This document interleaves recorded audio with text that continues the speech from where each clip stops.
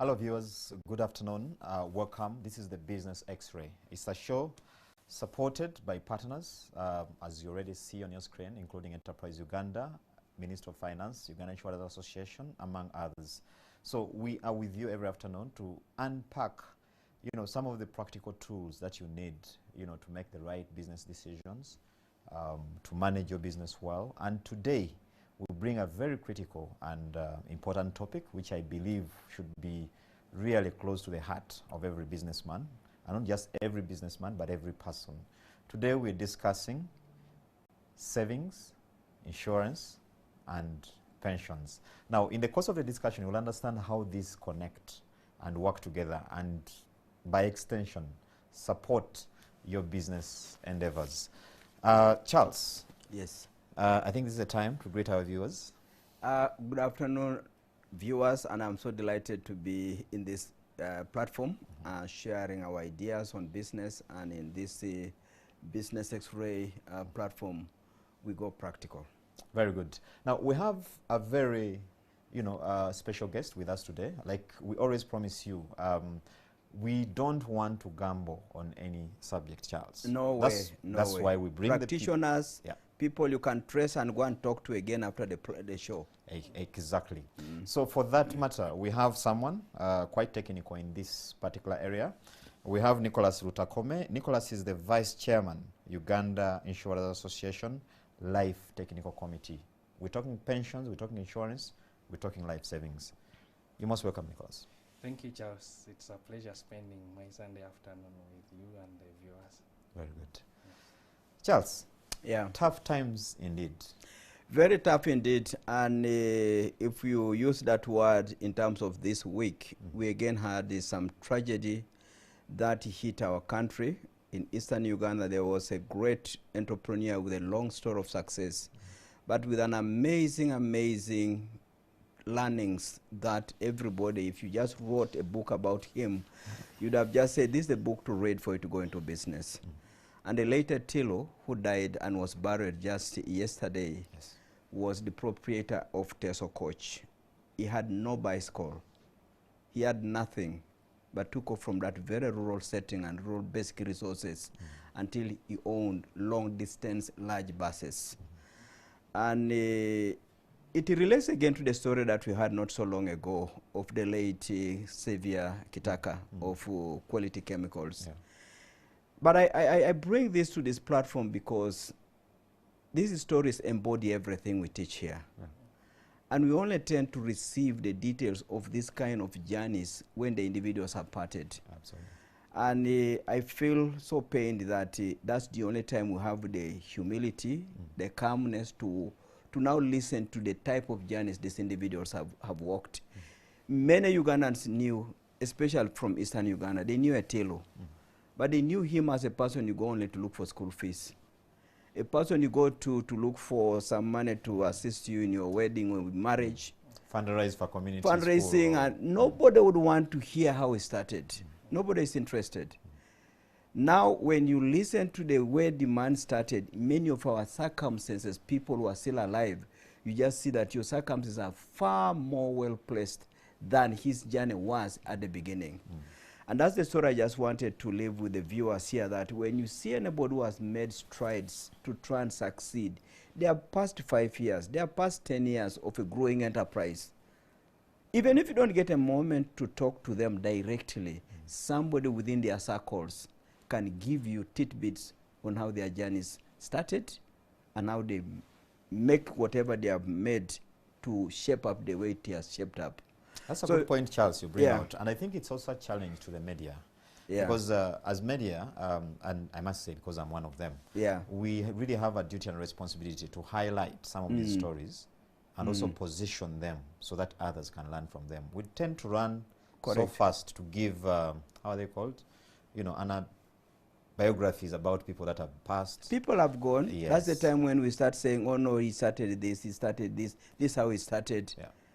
But please, we need to be able to say that this person has been in our midst. What do we learn from him? And most of their achievements, they are visible. The man owns buses and they are labeled. Ask yourself, where did he get them? Yeah. Who is he? Who was he connected with to get those buses? Where did he come from? Does he have brothers and sisters? Do the brothers have a pickup or a motorcycle? That kind of a conversation in itself, it wakes you up. Instead of looking at the type of car he drives, eh? Yes. The luxury car and all that. Correct, and he has arrived. He's the one. You go and tell him that you have been chased out of school. Yes. It's great for these people to assist. Much more if they can release their wisdom to others. And that wisdom, these people are more than willing to share. But it's so rare to get a successful businessman, people mobbing him or her, saying, can you have a moment for us next month? Because their time is so tight, so you plan ahead. Can you spare 30 minutes and talk to us about how you started? You ask many successful business people, hardly will you get them being overwhelmed by such requests as opposed to fix this hotel, roof this church, try and do something. This handout aspect is what we look for from them. Thank you, Charles. And viewers, it's part of the reasons why we have this show, The Business X-Ray. We try to bring people in business practice, seasoned businessmen, to actually share with us their stories. And on that note, Charles, we had a very powerful story last week. If you can help us, try to break down some of the issues. Last week was interesting because we had an interesting person with certain qualifications or peculiarities. And then we went to do something, I would say again, fairly peculiar. And I thought, these are the kind of things at the Business X-Ray we want to bring to Ugandans and then tell you that getting into business does not need to be sophisticated. It's as plain as saying, what is the problem around me? What is it I have to try solving this problem and make the person with the problem say, thank you, here's some little money. That's the sort of the man we had last week. So last week we had a story of a person who was engaged in garbage collection and disposal. It was called Mr. Lutalo Crispin. But what I normally call general opening remarks, which distill the main points. There are 3 of them. And the first one is at the size and the ease with which you qualify for a business grant, whether it's a bicycle, whether it's cash, whether it's land. The size of that grant, the ease with which you access it, depend on what you have done on your own. What have you done as I come and see you in your difficult circumstances? You are battling with your farm and your garden has got a few beans you have planted and the beans are in weeds and thorns. You don't expect me to give you a tractor. Impossible. So in the story of Lutalo, this man went into refuse collection on his own, took off, and then in the process managed to buy a truck. And from there, he said, who else can give me a lending hand? Because the banks could not touch him. And because he had a track record, he had demonstrated commitment, the Belgian said, this is the person to work with. You have a profile we can believe in. But he had no profile in the beginning. He built it on his own. So grants will mirror what you've done in business. If you are so basic and you can hardly have a meal, we are going to give you seeds to plant. Don't abuse anybody who gives you seeds because you just look like a kilo of seeds that should be planted. That's where you should begin from. Point number 2 is that support of a trusted confidant is priceless at the business takeoff stage. This man started a business that was, you'd call, beneath his kind of station. Trained and had a degree in philosophy and theology, but in the process, he had to start from dealing with 3 people who wanted their garbage to be cleaned up. His wife said, doesn't matter, I'll be part of your story. Go and clean the rubbish yourself. Come back home, I have warm water for you. And tomorrow, let's see how many customers do you have. She comes again with all that kind of mess. She has warm water for him and also says, please, there's also a meal. Let's continue this journey. So you just need a lot of that. And there are many of our people who have come to Enterprise Uganda. And when we teach them these basic take-up points, you find that they have a challenge with their own trusted people or family who say, is that what Enterprise Uganda is teaching you?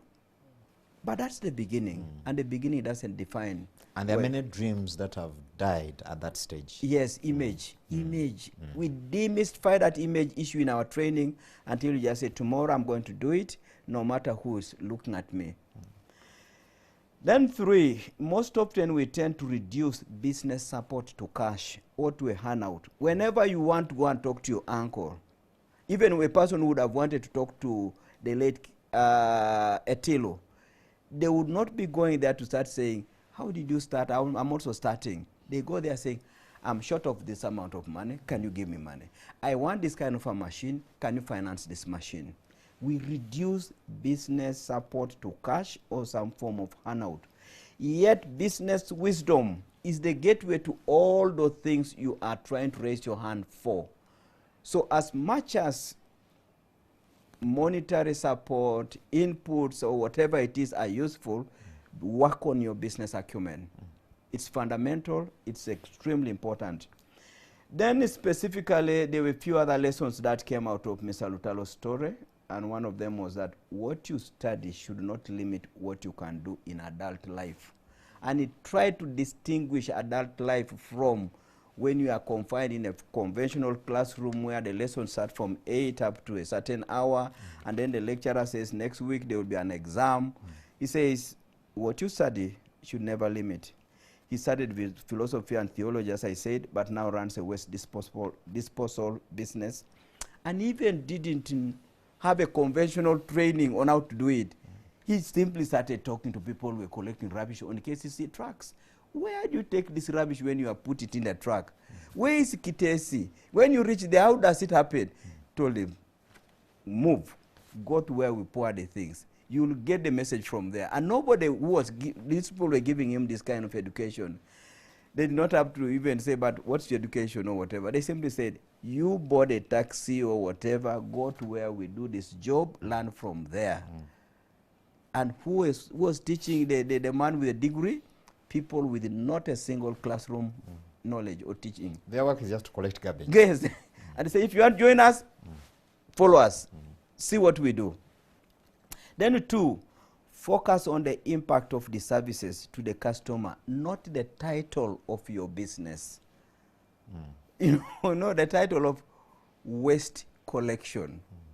And the waste is of all grades. You cannot say this is the more almost delicate one, and this one is a bit of dry metal, this one, everything is mixed there. Then you go in there and the scent and everything, even the flies are saying this is supposed to be our place, why are you coming to join us? Actually, scent is very diplomatic. It's a Yes. stench. Yeah. Yes. So, but the moment you do like Lutalo said, just ask yourself, that thing has been thrown away. It needs to be removed because it doesn't look well. And the moment you clean it, the place is acceptable, it's beautiful. It's now called the Capital Shoppers Parking Yard. A beautiful place, but somebody cleaned it. Now, the moment you focus on the contribution of your services, the title now doesn't really matter. And he was so proud in saying that, you know what, refuse will never go away. People are eating and discarding some aspects of what they are eating. People are wearing garments and discarding some of the things they have been wearing. The same thing with shoes. The same thing with your gut system. Yeah. It will extract whatever nutrients it can. The rest, the system says, I'm disposing of this. And was proud to say there needs to be somebody to participate in that kind of a space. Then he also again said that his wife was such a reliable shoulder to lean on. Not only was she supporting him emotionally, she actually pledged her salary to service a part of the loan he took to buy the first truck. That was quite noble. Very. This is a young lady where a certain parent has invested and she's earning her money, and now she gets into marriage. Immediately this salary is locked to some very definitive commitment, and the title of the business is not exactly exciting to an in-law maybe, But that's what he got out of his dear young wife. And finally said, that life is a personal race. You make that decision. The emotions, the name calling. Remember, he said he was being insulted. And the people whom you are serving, they are simply saying, if you can go and do that kind of a job, maybe you can even deserve to receive some insults. Yeah. And he said, not all customers are like that. Many are appreciative. And then he said, much as I started in a basic form, 3 customers, today over 900, today over 16 workers, today 3 lorries, today respected person, and today is looking at many other opportunities. As he offers an example for more Ugandans to go into that sector, you never know, Lutalo, maybe 5 years from now or 10, would be something else. Very powerful, Charles. Very, very and interesting. Really, like you always say, it is very important to serve a particular need in community. Correct. And I think I see a really strong, sustainable business for Lutalo going forward. Because that need keeps growing. It can never go away. It can never. If human beings disappear, maybe, but if we're here, yes, you go to Mulago Hospital where we're fixing issues, you must throw away something. Something, absolutely. You go to State House where we're receiving people of high level. That State House must throw away some. There's a garbage bin somewhere. It's a given. Absolutely. So he said, please, young people, forget the title of the job. Concentrate on the contribution you are making, and somebody will release the money. I mean, garbage is a constant. It has to live with humans. Yeah. It's like risks. Exactly. And, we have the money in the house. Yes. In fact, on that note, Nicholas, Yes. and I'm sure my viewers really want to hear from you. Yes. Because when we hear insurance, to many, it would mean that sticker on the car. Yes. You know, that sticker we don't like so much. Yes. Because it's mandatory. Yes. For some, of course, there are those who do it deliberately, because I know you have other products in that space. Today we're talking about, because on this show, we look at savings, mobilization. Yes. Because we know you can't start a business without some money. Yes. And a saving behavior. Exactly. Very important. You sell, serve 3 customers, Yeah. some profit came in. Yes. Did you eat it all? Did you eat it all? Mm-hmm. If you did, forget that journey. Exactly. So I want us to start at the point of where we can relate insurance with savings. I mean, how do the two connect? Because it's part of the title we shared with our viewers. And I'm sure many are wondering, what has insurance got to do with savings? Yes. And we need a regulation like for a car sticker. Even after you put it there, it's again almost a policeman who will now tell you, please, it has expired. Because you didn't even want it. So you don't know what's happening. But in this particular case, Yes. this is a product which you should be saying, I must be committed to this product. Absolutely. Absolutely. Yes, so gentlemen, I think it's a very interesting topic that where we have to draw a connection. A savings, as in of itself, is a wider topic. Insurance comes in one of the forms. However, people do savings differently. Of course, the conventional thinking is that you will have money, spend, and then leave some surplus to spend. The best way to create a sustainable culture is always to pull off savings before you spend. That is the only sure way you consistently save. Where you, like Mr. Ocici said, you've received a payment. Yes. The first thing you pick off is the savings. It's not like you first address all the needs you have. There's a balance, and then you save. It will never be there. And I'm sure our viewers have seen that. So a risk, like you said, is something that is always around us. There are only 3 ways of dealing with it. You can either minimize it by avoiding certain risk activity, broadly speaking, or you can avoid it. It's very difficult to avoid risk, but you can avoid it by staying in your house. I was told a story of a man who stayed in a house and an aircraft fell on it. And now he said, I was trying to avoid this thing, it has come for me. And Yes. you know, when they take statistics, they will say he also died in a plane crash and Yes. he doesn't have a passport, never got a visa. Yes. Yeah, so it somehow, somewhere it gets to you, or transfer. So transfer is where we come in as insurers to offer that option. So can transfer part of that risk you can't tolerate to insurers, and then you sleep with a peace of mind. So savings is a good supplement to the transfer, in the sense that there has to be a need. The gentleman, the fallen icon from Teso coaches, is a person who had reached a certain height. We are talking about him here.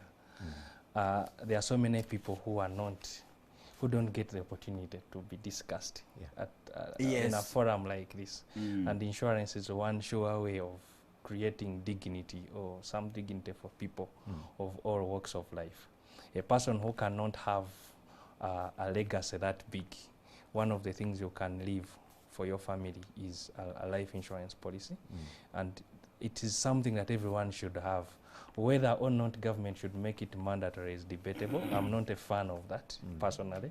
However, it's easier for people to embrace it. We are here to demonstrate that it works, and slowly by slowly, like the telecom service, will get it there. I hear you. The thing is, it's no one tells you to have a SIM card, but you have to have one in order to fit in society. So life insurance should be like that, because everyone has a life, and everyone desires to leave something for those that they are working for, because there is a lot of self-centeredness around us where it's about me.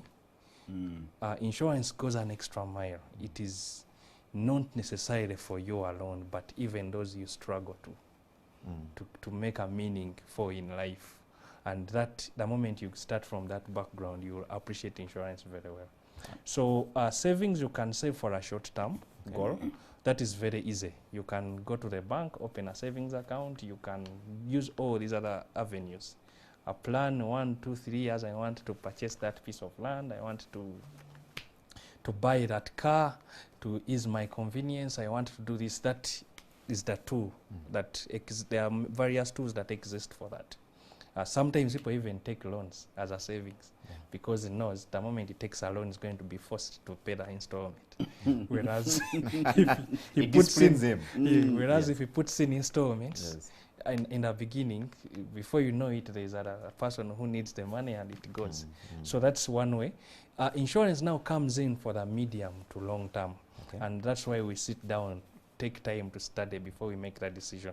Medium to long term can be a medium term target, like 5 years. You want to create something for the future education of your children, and you put it there. Long term is something to do with the example we used on the retirement plan. You realize that you have 20 years to retirement, and you need to have something in addition to whatever legacy you're putting in. It's better to always diversify. And that's when insurance comes in. Of course, the longer the term, the better the returns. The key thing it takes is discipline. And commitment at the beginning is the hinge on which this discipline rests. So that medium term bit, long term is where we come in. That's why you can have insurance alongside other savings mechanism in place. And we exist for that. We mobilize the funds, then we help you manage how to spend them. Then we give you one thing that you won't get anywhere else.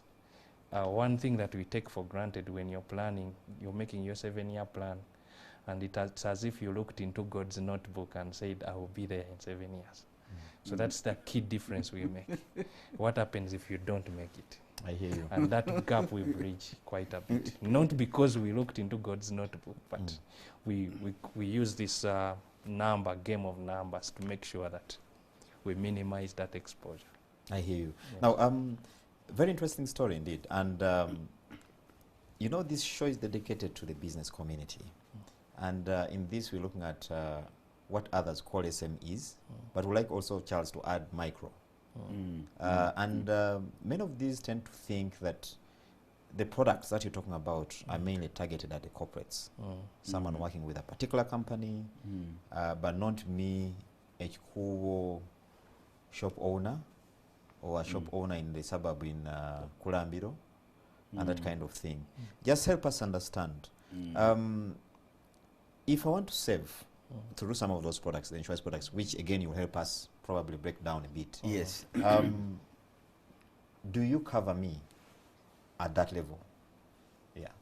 No, there has been a lot of changes in the insurance industry, particularly the life insurance side. 10 years ago, the life insurance industry was grossing about 9% of the entire insurance turnover. And this was not something to talk about. You probably never heard much about it. As I can tell you, as of now, we are about 30% of that. And life insurance? Yes. Globally, life insurance is about 46% of the entire insurance side. And in Uganda, we are likely to overtake the non-life insurance side on that. Not that they are not doing the right job, but we have more opportunities than them because we focus on people. And the population is growing, people are creating awareness. When I joined the insurance industry so many years ago, about 15 years ago, you're required to go to a doctor, get a medical examination to be allowed to get insurance. All those things have gone away. It is home. The practitioners have moved with the market. The people have embraced it. The people you're talking about in Kulambiro are buying insurance, maybe not to the grand scale that they should be buying it, but it's a very personal thing, and a person should be able to embrace it. And it's not one of those things that you find like it has a certain set of minimums. It is tailored per person. So you've made it available to every people person across social and economic. Yes. I think he needs to just repeat the statement that I thought the viewers would be very interested to hear again. That 10 years ago, we needed your medical report before we can have a conversation. Today, we have had Ugandans beginning to have some of the life-challenging issues that never used to be associated with Africa. Now, with that coming here, there's a person who might be having non-communicable diseases and he wants to take up a life insurance. Doesn't he need to go with that report? Because they need to just reconfirm that point. No, the market has moved on to embrace people. Though, if anything, those are the people who mostly need insurance. It's amazing. There's no discrimination on them. I think interesting. They are embraced by every insurer. We built capacity in the region. Most of the insurers are run locally. We do not have a lot of this. This is how it works in New York or London. This is Kampala, and we are doing it. And everyone has an equal opportunity. It's there's a lot of financial inclusion in the insurance sector. A few years ago, the regulator passed guidelines on microinsurance to add something similar to what you talked about, SME or microfinance or something like that, and to lessen the requirements for people at the bottom of the pyramid to access this. All these have pushed a lot of uptake on insurance. Of course, the biggest point of success has been more to the communities that are brought together by other things, but also even people on their own are able to acquire these insurance products. It's not as sophisticated as it might sound. It is as simple as your circumstances are. As you're dreaming to drive your Cadillac, someone out there is dreaming to buy his Jivina. The same story applies to insurance. Or his new boxer, boda boda. Exactly. Charles, you deal with many of these business people. You coach them, you mentor them, they run to you for counseling here and there. What do we read from Nicholas's delivery here? But maybe before you come in, viewers, if you have any comments or question, you can forward it. We're going to flash our WhatsApp number on screen. Nicholas is here, and he should be able to answer a number of your questions on insurance and risk, savings and pensions. Yes, Charles. Yeah, it's very interesting to have this kind of X-ray to a subject that many people consider totally Western and African, and even a conversation about a possibility, as he put it quite straight, that, you know, there's a possibility of death. In an African conversation, it's something that you don't want to almost bring up. It's like saying, write a will now. Yeah. You never know, you might die. Write a will. Yeah. That's It's a tough discussion. That's that one. kind of a thing. Yes. It's like saying, I'm writing it because I could die. Then you just say, no, this is not a conversation to have. Yes. I've got so many more years ahead. The people I've seen dying, they are dying at 81, 82. I'm 40. But it is so important to appreciate that, as he said, you have no idea where all this time for you to depart will come from. And when it does happen, there's no saying it is next week. Bang, it has done, it has happened. And the businesses and whatever you've been having and the family that you have had must take off from there. Yeah. The first shoulder to lean on is now the insurance product that you had. And to be there to say, you are not the first we are giving this comfort. We have gone through this kind of pain. Let's take you through on how to benefit from this. So that conversation in our African context, we need to bring it to happen. Two, the issues to do with sickness of workers. Sickness of relatives of workers. We are now talking of extended families. We do not necessarily only need to just give insurance benefits of life to workers, but even tell our own workers that, please, it's also in your own interest to use a small premium investment to look after your most close family members. Now, if you now break down, which I know it will come through here, you'll begin to see that it's not really so prohibitive. It's not as prohibitive. I hear It you. is just that we are trying to say, but what I'm trying to prevent is a subject I don't want to hear. So you want to say, let me just walk blindly. When I meet that situation, it's okay. It's up to the people who are behind or whom I leave behind to see how to sort it out. They'll sort themselves. But me, I've left. Thank you, Charles. So it's not good. Thank you, Charles. I think that is quite powerful indeed. But Nicholas, coming to you, of course, we discuss here every day, Charles, the different savings vehicles. And I think you touched a little, on these in your preamble. Yeah. What advantages does insurance present in terms of savings, over and above other options?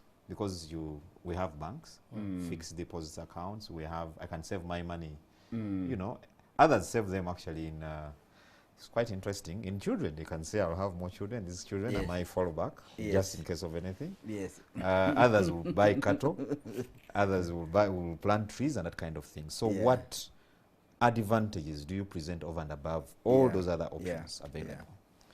That's a good, interesting question, and something I wanted to talk about. You mentioned saving in having many children. So on one of the forums I had a benefit of attending, someone called that revenge. They have strained me, so it's my time to revenge. Oh my God. Whatever it is. So it's almost as if you signed a contract with them. I'm lending you. It's not a sure way of planning a future. Because one of the things we serve to prevent is that let the future generation deal with their issues. Let them not strain the way our parents strain to look after our grandparents, or the way some of us are straining to look after our parents. Many times we don't even have the assurance, or we do not have the liberty of thinking that we do not have the assurance that our kids are going to tolerate that. Because then the kind of questions our children are asking us, we couldn't ask our parents. So one of the things could be that what were you doing when you are in your youthful years? Yes. So your colleagues are busy in that villa where the retirement people, the wealthy, and you're busy here hustling us for cash. Where are you living in the same country? So it's one of the things we are trying to solve. Financial. And you were saying so and so was your classmate. What were you doing? You're all Woodonian. So one of the things that you mentioned that I wanted to clarify on is all insurance, all financial tools of savings, investment vehicles exist for a reason. There is a reason why you put money in a bank account. We do keep some of the money in the banks. So banks exist for that purpose. You need cash as a sort of emergency. At any time you can access it. So you should continue with that. Insurance exists for that long term, medium term goal that you've named. And that's why in banking you can sprint to a savings. You can put in as a sprint. Insurance is more of a marathon. You release your gas periodically, and then at the end of it you're able to go through. So we do have that. So an ordinary person does not have 10, 15, 20 million to fix in a bank to get a reasonable return.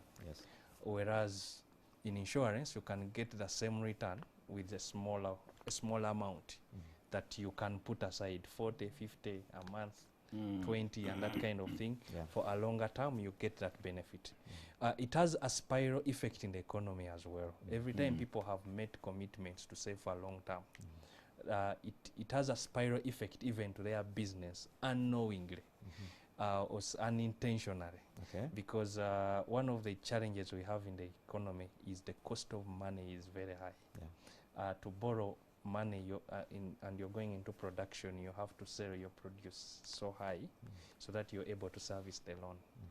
Part of the reason is because there's a lack of liquidity, enough liquidity in the market.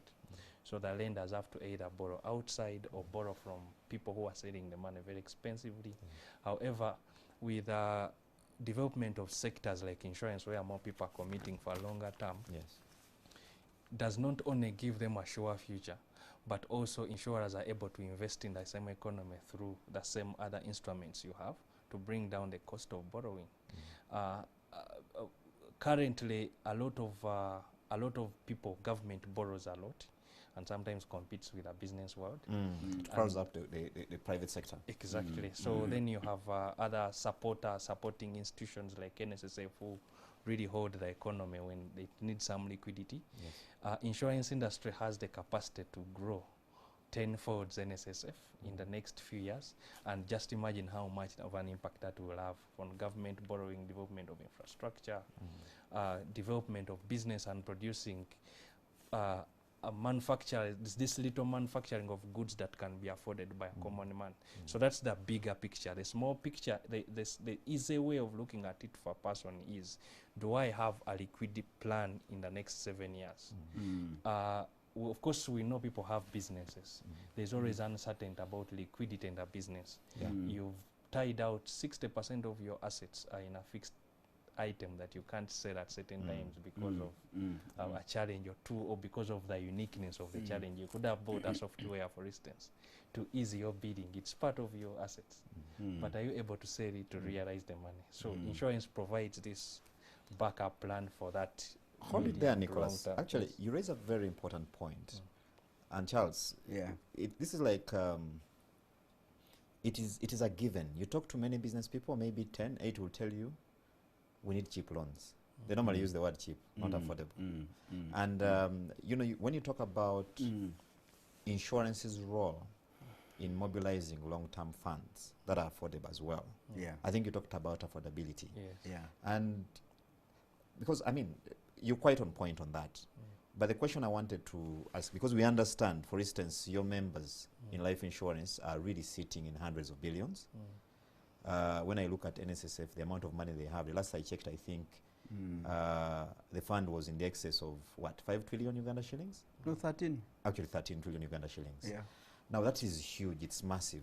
The question then becomes, how do we free these long-term savings for onward lending to the kind of business people that Charles coaches, that Charles mentors, you know, to really benefit and see that dividend? Because I imagine that if they can be able to access affordable credit, probably they will employ more. They will actually bring back more business, you know, backward linkages and all that kind of thing. How do we free these long-term finances? And actually, just to reconfirm what you've just said, Charles, you'll find that one of the biggest causes for failure to repay loans is a mismatch of the facility you've taken with the purpose for which you've taken it. Absolutely. You've taken a short-term loan to put up a mall. A long-term investment. You're putting up a mall, that mall will only release your returns over a period of time. And I do know of a seasoned entrepreneur. I don't want even to mention the gender, because if I mention the gender, the story has been in the press so recent. You go for this massive building, ground floor has gotten some tenants or users, but even those have not taken off fully. But the next floors are empty. But you got it through a short-term facility. Absolutely. You could even call it 3-year facility, but it's not in line with real estate. So when he pointed out that fact, I said, this is one of those things where government must begin to say, do you want private sector to thrive? Yes. Please, can you, in addition to strengthening the UDB and having a special facility for agribusiness, try to address the picture in a broader sense by supporting the insurance sector, for example. And his people. So really, it's a very good question. There are many, many bad loans we have booked in the banking portfolios, and they are related to mismatching between facilities. The reason you're borrowing for and the cost. Nicholas, you are in that seat. What would you wish for? No, it's something that may not easily succeed without a supporting policy from government. I'm not saying government makes insurance compulsory, but one of the things that government could do, for instance, for people who have income and they have committed to a long-term savings objective or medium-term savings objective, they could be given a sort of a tax holiday or a tax. It's an allowable deduction before tax is applied from their regular income. Government would still get their money because they always take precedence when we are lending money. Is it not happening? We don't have that. Because I know in NSSF, when you access your savings, that's one incentive that has been put there. You are not taxed at that point. No, I hear you. And it has helped a lot. People look at it and they delay even to access it. Now, as you delay to access it, you are leaving these resources still in circulation to provide that kind of a buffer for people who want long-term resources. And another challenging thing, Charles, is you know, because what Nicholas provides are basically top-up schemes to what NSSF is giving. And for most of these schemes, actually, we pay tax because I was part of one that I know for the fact. And I think the point you are raising of policy support, that's where it now becomes... No, there should be no shyness here. Because the benefits, as you've just seen, the benefits are so powerful. We are talking of an economy that has got only short-term resources. You can't build the private sector using short-term resources. Absolutely. So if the saving schemes that we're having in the country can have that kind of longer outlook on how soon they can touch their resources because of the benefits associated with that vehicle, then you've really given this economy something that is sustainable, something that Ugandans themselves are saying, we love this and I don't want to touch my money. Absolutely. Because if I pulled out from there and then I start taking it to a bank, and then that interest which I get from the bank, it is subjected to a specific interest. The one of NSSF is not. It should be similar to this. Absolutely. Well, it's quite interesting, and I'm sure our viewers are really following, because, and I want to again come back to you, Nicholas, on trying to draw this relationship between savings and pensions and insurance. Because we've ended up now sitting in the pensions area, because the three are interlinked. So I don't want us to lose our viewers. I want you to really explain for us and the role of insurance, especially the pension subsector, because most people actually look at insurance as just insurance. It's of late that we've started appreciating your role probably in promoting savings, like with the education policy. I think that has been very popular. But now pensions. What is your role there? So pensions, as you know, gentlemen, is the end game of life. It's like the ultimate reason to exist. I've retired, I've worked. I spent my first 23 years getting educated. Then I added on a few years of work, or a couple of years of work, and now I've hit 60. I'm going to live the next 40, 30 years of my life not straining, but enjoying my life. I've lived my life for my children. Now they are independent. That's in a nutshell what pension is meant to do. In a country like ours, you have to work towards it. No one's going to give you that money if you didn't save it. I hear you. So government put in place a policy, so those working in the private sector have to put aside 15% of their income. Employers contribute 10, employees contribute 5%. The money is not enough, but it is something. Yeah. It's so firms like industries like ours exist to supplement that money with additional savings regularly. Like I said, it's a marathon. Yeah. That would be able to build that. So that's one leg of the journey, building a fund for you to live on. The other leg of the journey is now you've been working in the private sector. You're working for the enterprise. You've been promoted. Sometimes we make the mistake of thinking we cannot be entrepreneurs by setting up a business. We can be entrepreneurs in other people's businesses if there is governance and all that. There's nothing wrong with that. However, you've been working with them, and now all of a sudden you want to venture into a business that you've always loved, but you have no expertise to run it. And most likely the business model has changed. So of course one of the ways you can partake in the business that you want is to buy a stake in one that is running, and then you make a return. That could be a good move if you have a financial advisor or an analyst to do that for you. But the other sure way of doing that is to buy an annuity. There are different types of annuities, which are insurance, life insurance products. And the annuity gives you a guarantee that you put aside this fund and you've been earning 5 million a month. And we are going to give you 5 million until you die. Because you can live on 5 million, and that's, you know, no matter how rich you are, you can't eat 2 plates at a go, or you can't drive 2 cars at a go. So all this wealth you want to have is you want to derive cash flow from it. You get, because if you have an asset that doesn't give you cash flow, then it ceases to be, it's like an antique, a piece of art, you know, you put on the wall. That's not what everyone wants. What someone wants is, can I get cash flow from this? Can I be shielded against inflation? Can I live on it? Can I go for holiday once a quarter? Can I be able to go to the golf club, or go to my other club where my lifestyle suits, that kind of thing. And that's where we play a key role on the decumulation. That's the retirement end game. It is not that easy. It is not as easy as saving. It is a bit more sophisticated on structuring an annuity and getting it through the economy, because 2 people can spend 10 million in the same economy, and one has a positive impact, another one has a negative impact. I'll give you an example. I get the 10 million, and I've always wanted transport business, and I buy 2 border borders. One of them is stolen, another one is crushed. And within 6 months I have nothing left. You're done. And the 2 people I was employing are gone. Another one picks the 10 million, starts a small business, like the garbage industry business you talked about. And within 2 years it's employing 6 people. They have spent as money in the same economy, but one has a positive impact, another one does not have any impact. So many times people receive this money at retirement.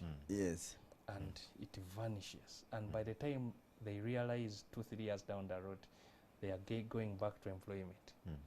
And that is a negative to the economy, and that's where the revenge on children comes in and all that. When you buy products like annuities, of course, needless to say, it has a bigger impact on the economy, because either this money is invested and lent to businesses that are going to employ more people, pay more taxes, and then also grow value for you. And then the whole spiral goes on. So those are some of the options we present to the market. Charles, you want to come in before we go for a break? It's important to get as much as we can from experts like Nicholas, because the questions that the viewers may be holding, one of them might be that here I am making my savings pension program such a way that by the time I reach 60, I need a regular salary. Now, this is Africa, this is Uganda. The salary of 5 years ago is still fixed at 5 years ago scale. Inflation has been galloping. The thing has been eaten off. Do this pension, now this regular check that you keep getting, does it in any way get adjusted for inflation, or that's too complicated and it's the kind of thing we must live with in Africa? That's real one. The other one is that the one of bullet receiving. You've saved, you've reached 60, they just invite you, your check is ready. Or please, is this the account we are sending the money to? Go and check, we have put it already there.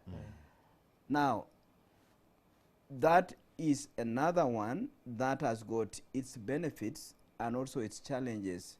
And I think we shall touch on the challenges of that bullet thing as well later. But then I wanted just to hear from Nicholas. Yes, so the reason why a person who retired 10 years ago is still getting the is same still pension. getting a salary of 10 years ago. The same amount. So the reason you move away from the pension guaranteed by a state with a fixed budget to an annuity that is given by a financial institution that is able to forecast, give you a guarantee and all that, is to shield yourself against things like that.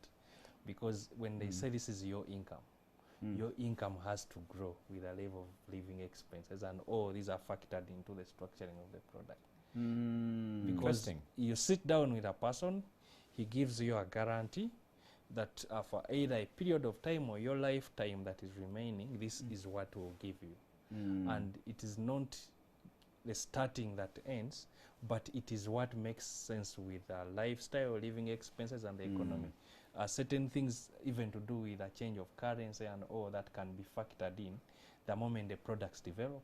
There is critical mass and that kind of thing. In effect, the purchasing power to a great extent has to be preserved. Is preserved. Yes. That's very key point. I think that's quite powerful. Yeah. And I'm sure our viewers are following. Yeah. Because some might say we're using a lot of English and that kind of thing. Because somebody will say, no, but you see, they don't know that inflation is everything. Yes. My money, that was enough to buy 2 bulls. Yeah. By the time I pick it, I can't even get a goat. Because inflation has eroded. I think that's a very important one. Also looking at where we're coming from historically, especially in the area of life insurance. But the fact that it's able to reflect the realities, you know, in the market at a given point. Yeah, but on that note, we're going to take a very short commercial break, viewers. I know I've seen so many of your questions coming in. Nicholas will be able to respond to them after this very short commercial break. He's the expert. We have him in the house. Welcome back. We are still discussing insurance, savings or life savings and pensions. We're trying to look at how insurance comes into this equation and how then does it benefit or flow into your business or your life if you're a household. Now, Nicholas, I have quite a number of questions coming in from the viewers. I have Rachel from Kigali. I must say we have quite a lot of viewership across the region. So it tells you, Charles, how cross-cutting the business language is. Yeah, there's also a very constant person who listens, Eddie, from Chigala, and keeps giving you very interesting feedback. Absolutely. To the extent that you wanted this platform or this show one time to be hosted in the city of Kigali. Interesting. Very interesting indeed. Yeah, that was what Eddie was saying. Perfect. Yeah. So Rachel from Kigali is asking, the processing of claims and the barriers insurance companies put in place for customers is a disincentive. What does Nicholas say? Processing of claims, delivery of a promise is an issue that insurers have worked on to address. Not only the practitioners themselves, but regulation as well. And there are so many avenues of where there's a dissatisfaction, and then you go and get that addressed. One of the things that we've really worked on is in that line is to build the trust and get the claims paid. Of course, one of the biggest challenges with a delay on claims and maybe not paying claims is the mismatch between expectations and promises. And that's why programs like this exist. So a person buys an insurance product, it's important to understand what to get out at the end, not to discover when the end has come. And that's why we are having a lot of training for our personnel. We have a college that is dedicated to insurance alone to skill the people who are doing this work. as a career to ensure that they do the best work, and we are moving in the right direction. We have one of the best regulations in the region, and the regulator has really done a lot of sensitization to ensure that insurers are in line, not that they were not in line, but to ensure that there's that extra eye. Trust is something that is earned. I can't say just trust us or what, but we, as insurers, we try our best to go beyond. And it's important because you're setting a promise. Exactly. Good. And especially given the way most of the agents that are used to try and market the insurance products, they are paid on commission. So they could be tempted to gloss over the real benefits without assuring the beneficiary that, please, this is how the benefits are going to be given to you. Yes, absolutely. Now, I have Thomas Erutu. Charles, this is a very interesting one. And Nicholas, because it's saying currently he has an insurance policy with one of your members. I won't mention the name. But he's saying, however, I'm interested in seeing the insurance policy recognized as a security for one to take a loan from the bank. Because I mean, I've been saving so much money for the last 8 years. I have 100 millions with you. It's my asset. And I want 10 millions here. Yeah. In fact, in my asset portfolio, I tick that as a box as one of. So can we mix the two? It's a very interesting comment, and that's where we are going. Recently, bankers are getting more interest in insurance as a way of enhancing their customer offering, and that is where we are going. Currently, for you to get insurance for a loan, the bank arranges it. The reason is simple, because it's easier for administration, because very few people have policies to the magnitude of how much they want. But with the increase on uptake, that is definitely going to be an option.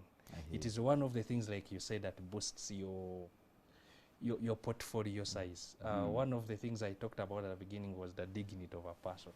You go to a bank to borrow money, they first assess what do you have. And insurance is certainly for the future going to be one of those boxes to tick and say, yeah, he's insured.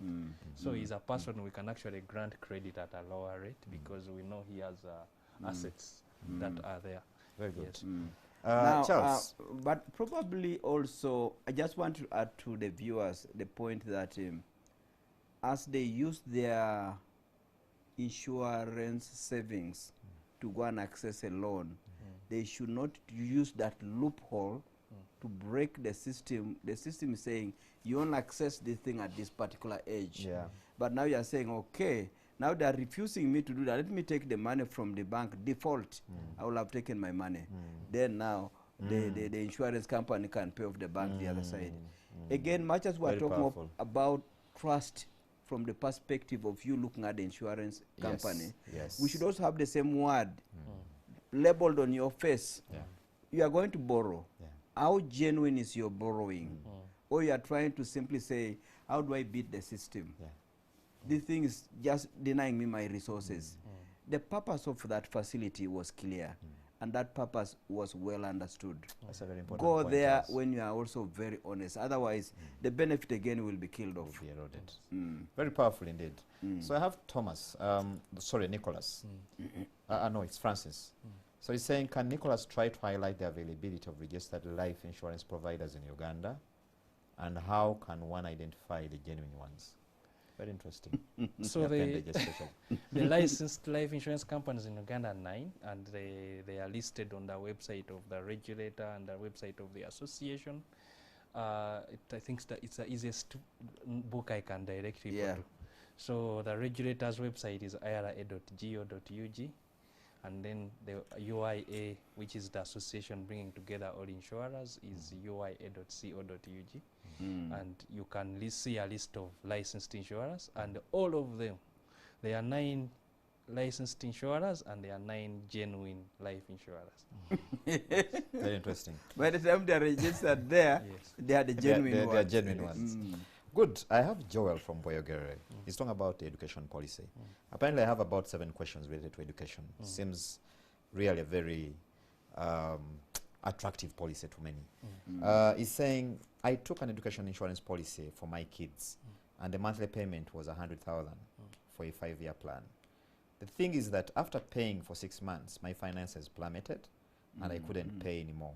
But now my vendor tells me that the least time for payment should be at least 3 years or I lose out. Is this really fair? So that's a very good question, and we keep meeting that question. So like I said on the first question, it is sad that he finds that out then. It is important that he gets to know that, quiz that before entering the agreement when he's taking it out. Probably the product he bought is structured in a way that within the first 3 years you can't get out. Meaning, one of the features I talked about, because that's a medium to long-term savings tool, the insurance company has put the money away to a long-term, through a long-term vehicle, and it's not accessible within 6 months. That's why they are giving you a 3-year plan, because of the market dynamics and the design of the product. The sad story is not knowing from before you sign, and then getting there and discovering there, which is something that we are working on as an industry to ensure that our force out there, our front line, give all this disclosure. We've gotten banks on board to ensure that this financial advice is also given to people, such that by the time they enter, the expectations and the promises are aligned. A very quick important one related to that. Yes, bankers have similar savings products. They'll tell you you've gone for a 12-month savings product. In the 11th month, you have had a need and you want to break it. Ideally, you should get nothing in terms of interest. But you get back your principal. Now, what bankers have done is to improve on that and say, no, we will now not give you nothing. Within the bank, we also have 9-month facilities, 6-month facility. Because you've disrupted the one of 12 months, you now qualify for the one of 6. Instead of going home empty-handed. Empty-handed. I'm not sure whether this is similar in terms of insurance experience. Otherwise, they can borrow it from there. If the thing was 36-month horizon, but in the 34th month, for whatever reason, he failed to complete that journey. With only 2 months to go, he failed. How do you treat that case? Exactly. So just like the example you used on banks, there is a period that is stated out. The key thing is not whether the period exists or not. For me, the key thing is a person not knowing what they are bought. They are going into. And I think, because no matter how attractive it is, you know, salespeople can be very convincing. So they may not tell you the full picture. And I think that journey, that approach you're taking is quite good. That people get to be the right education on what they're buying. I think that's quite powerful. And I want to, again, to re-echo that by saying bankers know this and they are watching. Whenever it is time to give a loan, the loan agreement has covered everything. The thing is not too long. They even keep on saying, well, it is fine print. What's the fine print when you have been reading a more fine print Bible than that fine print you are talking about there? That's right. You know? That's right. So reading documents that commit you, I want Uganda to learn to appreciate reading documents. That's a good one. It's very important. So the responsibility lie on both sides. Both sides. You, the guy who is taking this policy. Yes. Because it's an investment you're making. It is. And the guy who is selling it, because Nicholas is doing his responsibility on one part, to educate you. Yes. But then, you know, you can educate someone who's not willing to learn. Yes, and then the other thing is, it's not paying attention. the document we have given you to read, we are not saying before you, if you leave now without signing, we're shooting you. You can't even take it home. Am I right? Yes. And come back the next day and say, I've signed it. But you have had 12 hours, 24 hours reading it. We actually give you we give you a month to change your mind. Look at that. Read through and then change your mind. But the thing is, it's unfortunate. I'm not saying we are right is wrong, but it's unfortunate that someone goes through that. It's never the intention of the industry. Our intention is to do that. We are talking about a long-term plan. But I think, generally speaking, we need to have a middle ground somewhere. Yes.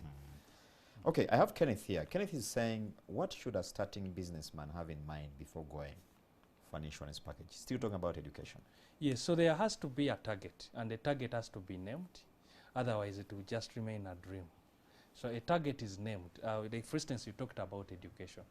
There has to be a university. There has to be a secondary school. It's not only a university, by the way. why the reason we mention university is that's the cheapest or the most affordable tool to have, because you assume to have time. But you can also have a secondary primary school kind of planning. So you name the university, you sit down with a financial advisor, he gives you the projections, he talks to how much you can afford, you assess. Many times it comes down to what you want. Sometimes people think it comes down to the money you have. Yeah. If something you want it, you'll go and get it. You can wait 1 or 2 months, but you go and get it. You find avenues. So you sit down and you say, me, I want to go to, I will not use Harvard or any of these things. It doesn't speak to an ordinary man. I will use Makerere, and you say, I want my child to become a lawyer because I've seen lawyers run this country.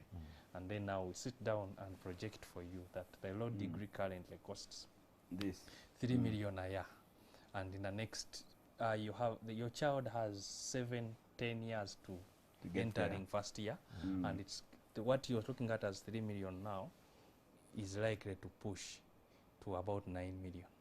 That means for a 4-year course, that's going to be 36 million. And now the other bit is you could die.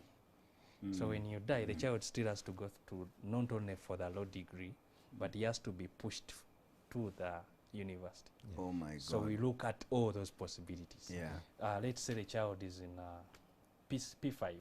You want him to do a law degree. So those are 3 years of primary, 6 years of high school, and then law degree. You die when a kid has just done his P7.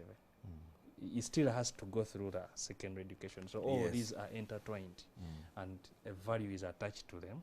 We discuss, you agree where the priority is, and then you sign below that dotted line, and we move on. It's the planning is very personal and particular, but the concept is the same. So the message is you need to know what you're buying that policy for. Exactly. Yes. Okay, good.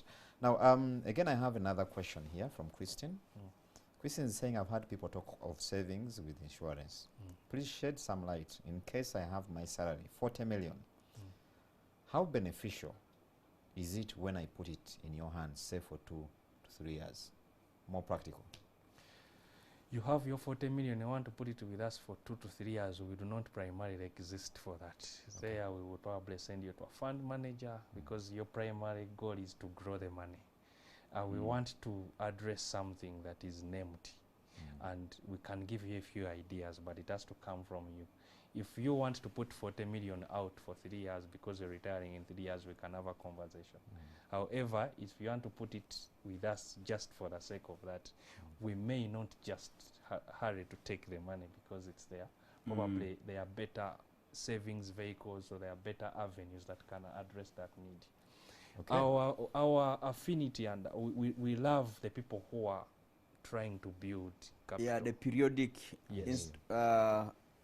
the discipline of periodic release of investment with uncertainty. There's this uncertainty. I'm getting my income. I've just gotten a contract. However, I'm not sure. So that the moment you have this thing, I'm not sure. We are your closest partner. Very good. Now, I have Kenneth here. He's from Tech Buzz Innovation Hub. He's saying, thank you for the show. I want to ask Nicholas, what plans does UIA have to support youth in startup companies? They make losses for averagely 3 full years. In the livestock personal sense, that's life insurance, we can consider the young in self-employment. Do you have consideration for the young in self-employment, in other words? So that question, I'm not sure whether I've understood it well. It's we would have products for people like that, or solutions for people like that. The youth in startups. Yes. So there are quite a number of ways they can actually work with us. One of the startup could be an insurance agency, where in addition to whatever skill they have, they can actually use it to distribute insurance to the people. So that's a very big opportunity. Many times you can't talk about youth and you don't talk about technology, like the name he mentioned. Someone getting into the insurance industry with a tech background could revolutionize the industry. So those opportunities are there without them injecting capital per se, but just keeping an open mind, getting the ideas and moving the industry from one side to another, because we could be doing this manually. And then someone comes up with a an artificial intelligence tool to reach out to the masses. And there are all people kinds of select algorithms today which Exactly. can sort Yes. many things. Exactly. But I do have what that. you've just commented there, and I hope Nicholas can settle that Yeah. that issue completely there. You've started a young enterprise is making losses Yeah. For 3 full years. for 3 full years.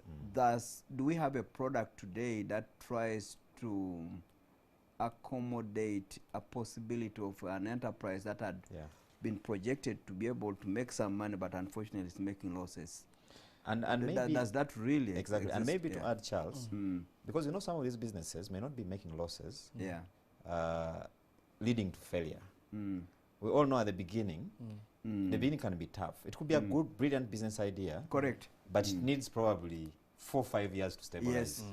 Yes. And at the beginning, because it doesn't mean that when you're making losses at the beginning, you're into a bad business. No, not at all. Yeah. Not at all. So yeah. It's a good point. However, just to the basics, insurance in general exists largely to cater for what we call pure risks.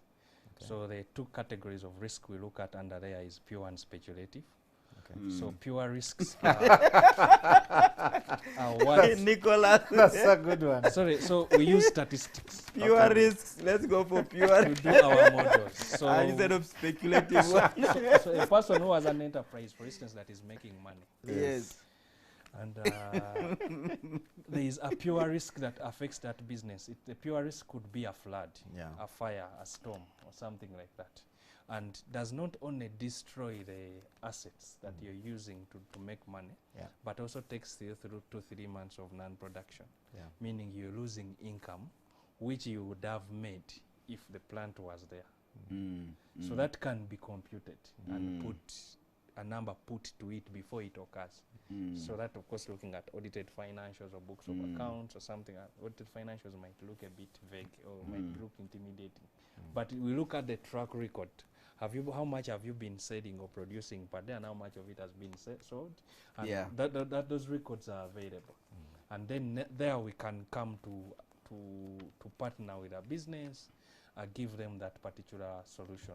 However, there are things like business failure, and the failure is not something you can easily compute at the beginning. Yes. Objectively. It can And be the subjective. kind of parameters that could have led to it are numerous. The mortality of a business that is starting up Yes. Yes. follows a lot of speculation.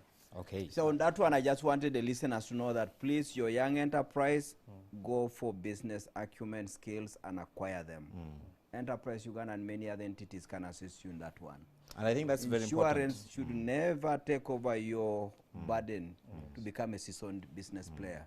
You have to have it. You have got to play the game. Good.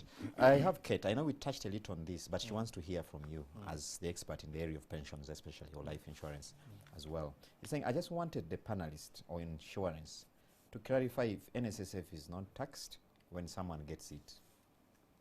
So NSSF is not insurance per se.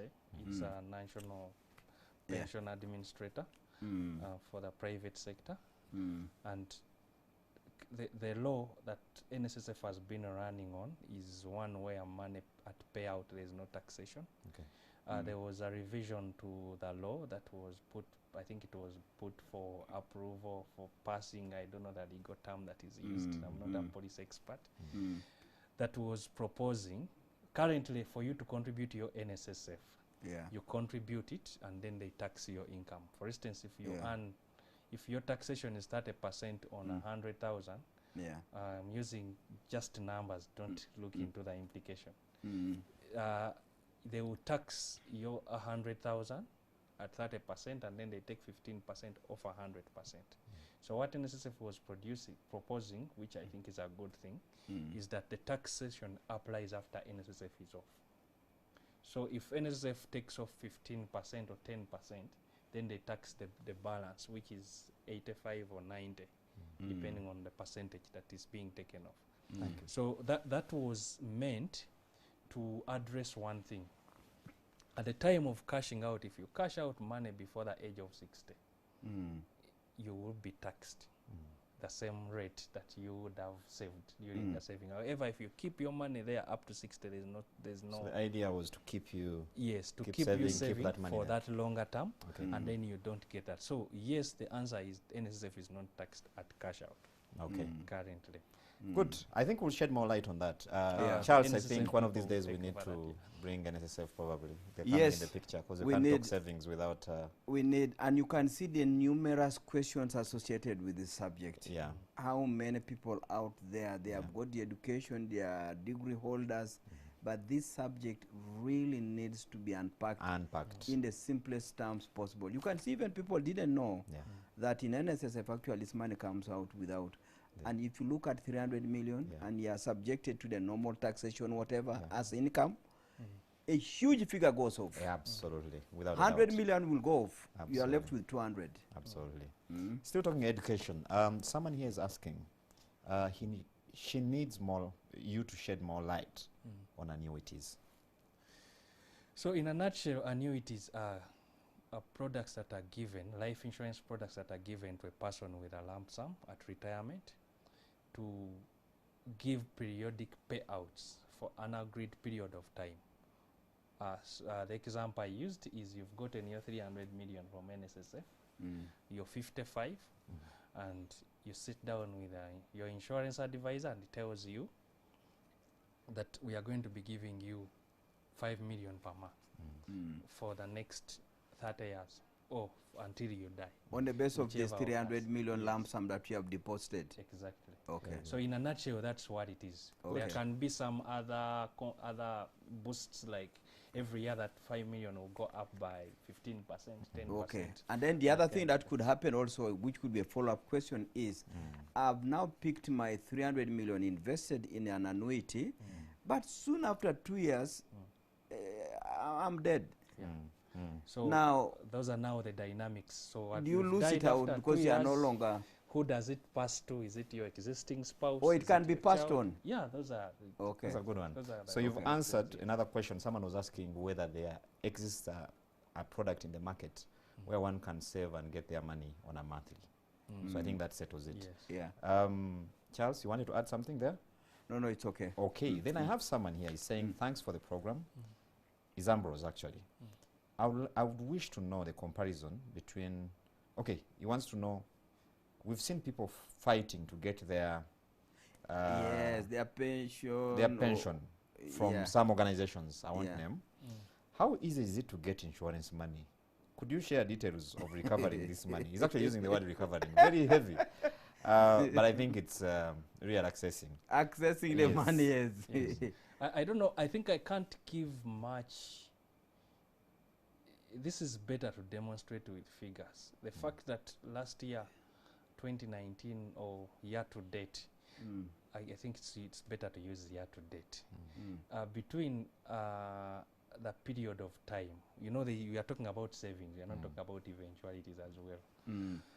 Between the time we got locked down to date, insurance companies have paid in excess of 3 billion shillings on people who have lost jobs on a monthly basis to keep up their installments as they struggle to get back on their feet, or people whose salaries were cut mid-term. They were cut to half or something like that to keep up with the loan installments so that loans don't go bad. And a lot of this is more demonstrated with figures. The payouts that companies are paying out on people who have reached maturities. Of course, the industry is relatively young,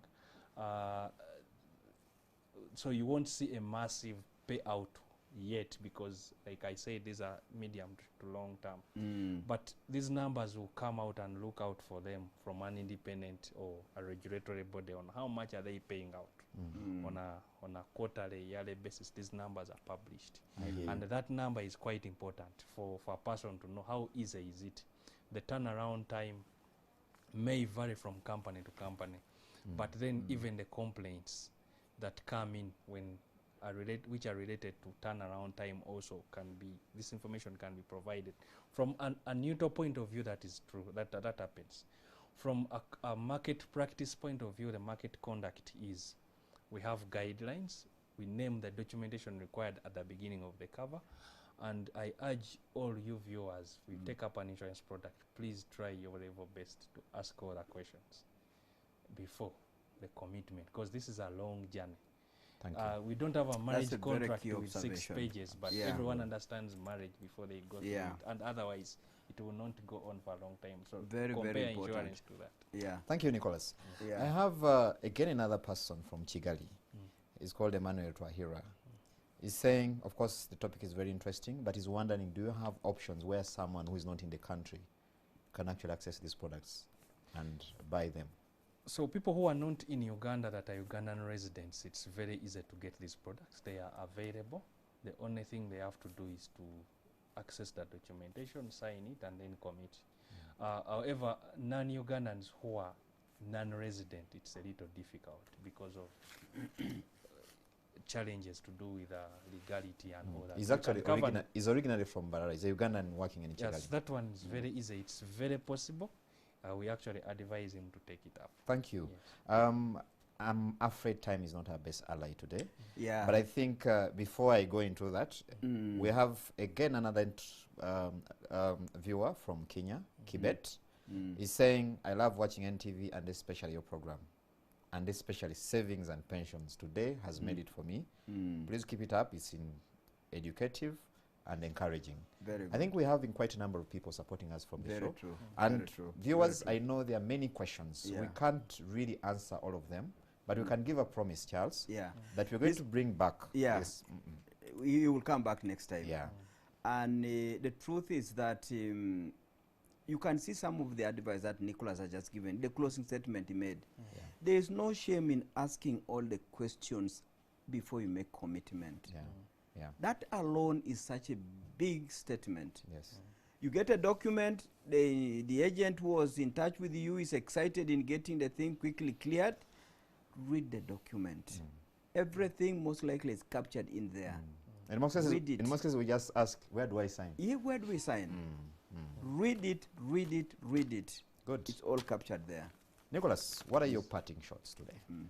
No, in conclusion, I would like to encourage Ugandans. Doesn't matter how small or big your income is.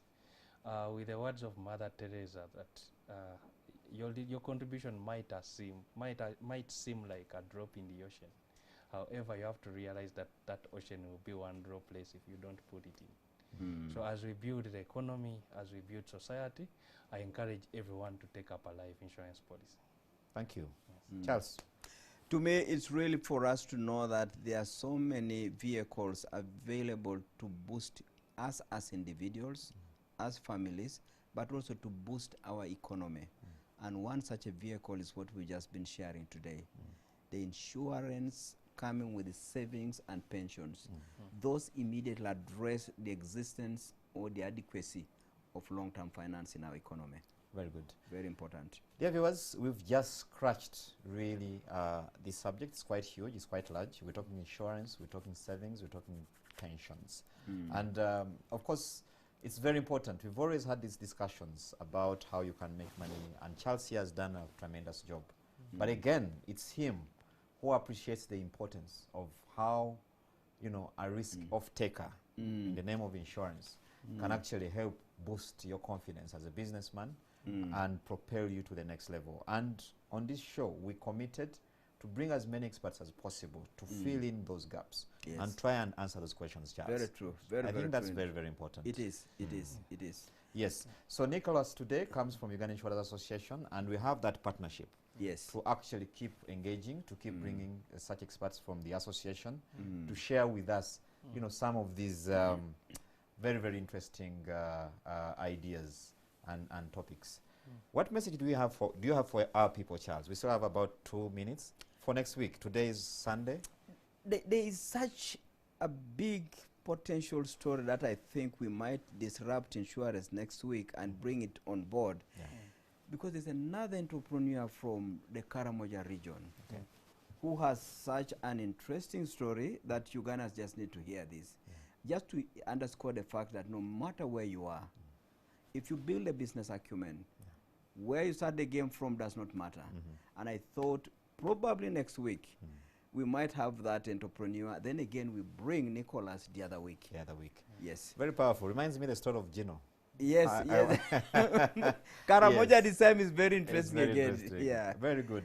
Yes. Well, thank you, viewers. That's all the time we had for this evening. I'm sure you've picked quite some very good and educative lessons from today's interface. Yeah. Nicholas from Uganda Insurers Association, thank you very much. And Charles, as usual, we thank you. I've been your host, Charles Boji.